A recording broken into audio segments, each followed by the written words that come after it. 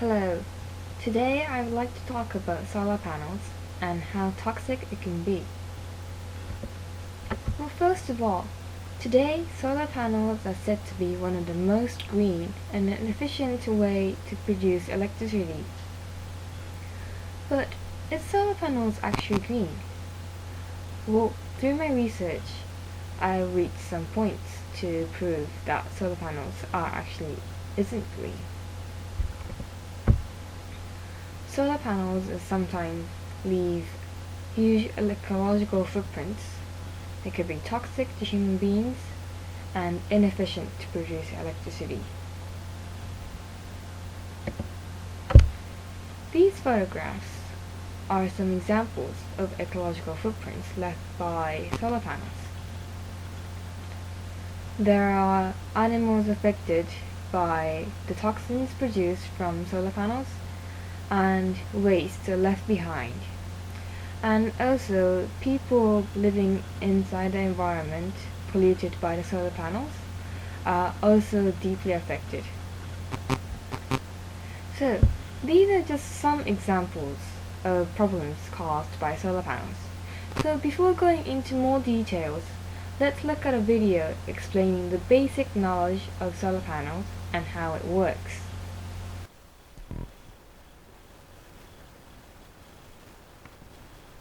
Sunlight is made up of tiny packets of energy called photons. Every minute, enough of this energy reaches the Earth to meet the world's energy demand for a whole year. Photovoltaic panels consist of many solar cells. These are made of materials like silicon, one of the most common elements on Earth.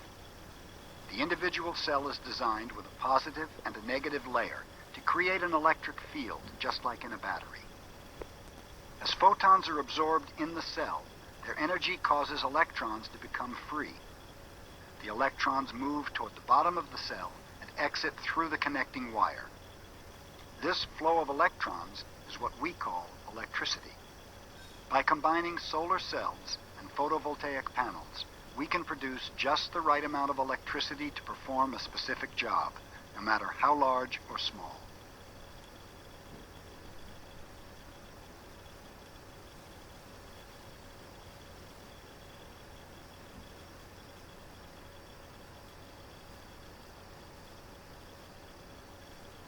So these are the basic components of solar panels as it was described in the video. And what the video didn't explain was the chemicals that are composed in cells, which are these: cadmium, silicon, tetrachloride, selenium, sulfur, and hexafluoride.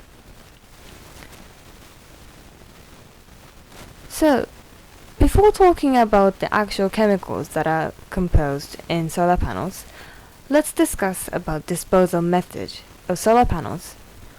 Well, the disposal method of solar panels are actually very simple, which is to separate the frames and cells and then scrap each of them and then dispose it onto open land.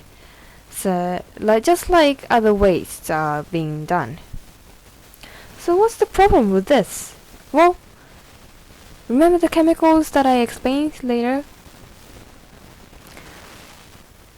The chemicals are originally in these shapes, such as tetrachloride and cadmium and carbon dioxide.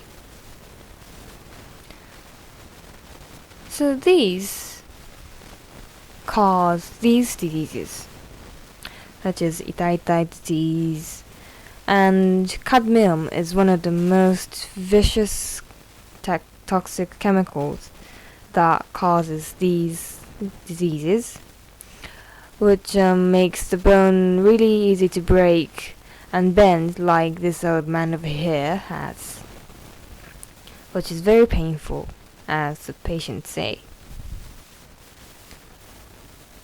So we can say that these chemicals, when humans and nature consume, they cause kidney and lung damage, fragile bones, cancer, and even death. And the process of producing and disposing solar panels makes potent greenhouse gas. So, the disposal method of these toxic chemicals are really the crucial problem that we need to talk about.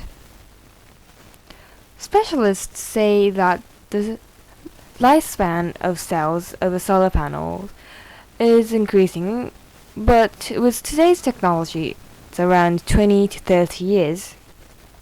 And other components such as steel frames and glass covers, they are said to be around 20 years or less than that. And the solar panels have been introduced to the market since around the year 2000, and today is the date of 2011, and it's been around 11 years, and so in 9 years later, some of the first manufactured solar panels are getting to their lifetime limit. So they're being disposed. And what will happen then? What will happen 9 years later? And according to my research about the components of toxic chemicals and the awareness of disposal method of solar panels, I consider that, and other specialists actually do, that there will be unexpected diseases or problems that have been caused in history, like pollution and itai disease that I've explained before. We can say that solar panels are not always very green. Now, I will talk about the inefficiency of solar panels. This is a photograph of a Mediterranean area where there is a lot of sunshine and blue sky and blue seas, and very nice. The most optimistic value that one solar panel produces is generally calculated from the data of the Mediterranean region, where there are few rains but plenty of sunshine. And these photographs shows the photographs from Beijing and Washington, where there are relatively less sunshine and more rainfalls compared to the Mediterranean regions. And those data are reflected on this graph here. This graph shows the monthly electricity consumption, sunshine and rainfall from USA and China. And the data are taken from capitals Washington and Beijing.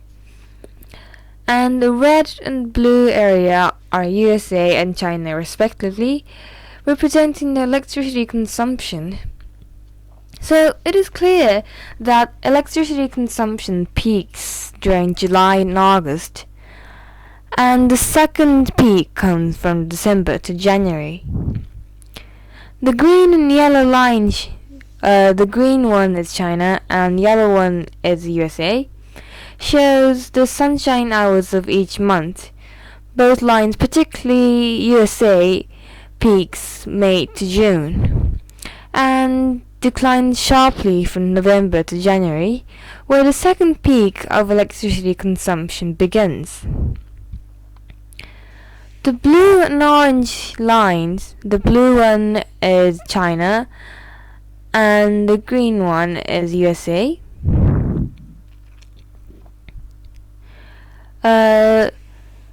shows that the rainfall of each month, and it is clear that that during the period when electricity demand peaks, there are not enough sunshine to transfer into electricity, and rainfall also damages the panels at the same time, not only reducing the amount of sunshine but also damages the panels. So that means that the rainfall is a decrease in the efficiency of solar panels and producing electricity. And here is the line representing the sunshine amount of Mediterranean area, and it is clear that none of the country can actually achieve to the point where scientists assume that this is the most optimistic value when looking at solar panels, and when the maximum solar panels are producing electricity.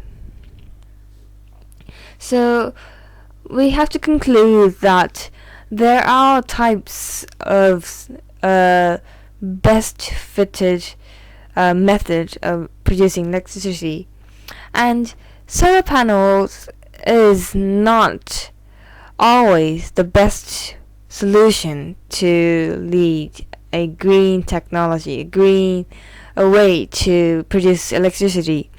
And when the solar panels aren't very effective and efficient, that can just be a waste. So it is important to think about what kind of method do you actually want to use concerning the surrounding environment and rainfalls and sunshines. Thank you, and this is my end of the presentation. I hope you enjoyed it, and lastly, my research paper about this ungreen solar panel is coming up shortly, so please check it out. Thank you. Bye.